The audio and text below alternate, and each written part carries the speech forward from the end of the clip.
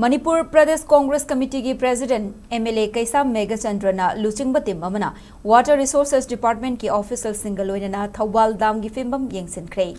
Tampakta ising Echao thokliba si natural disaster oiramdre Water Resources Department ki cheksinba watpagi mami chawna tare haina MLA Kaisa Meghachandra na fongdokre. Kongzaraduda MPCC ki team na Thawal Dam gi fibam kupna yengsinkhe. Oiriba fibam adugi matangda ke Meghachandra na paumi singda hai September tara marida dam gi gate mari mag Amuktada Hangdokpadagi Imphal East West amadi Thawal District taleriba yum kai laufam amadi lambi sorok yauna mafam ayamba ising na thumjin khibane Imphal turelda amuk tillaraba matung wangoi wabaga yauna Imphal West ki mafam kaya ising Echao Maiyoknabani haike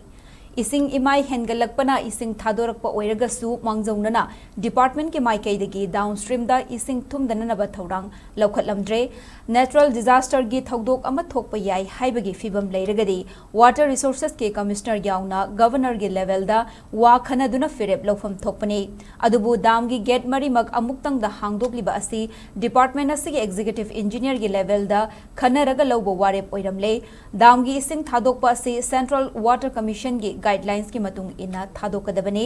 district administration ga toina pau faunnagadabani haina makhata na fongdokhi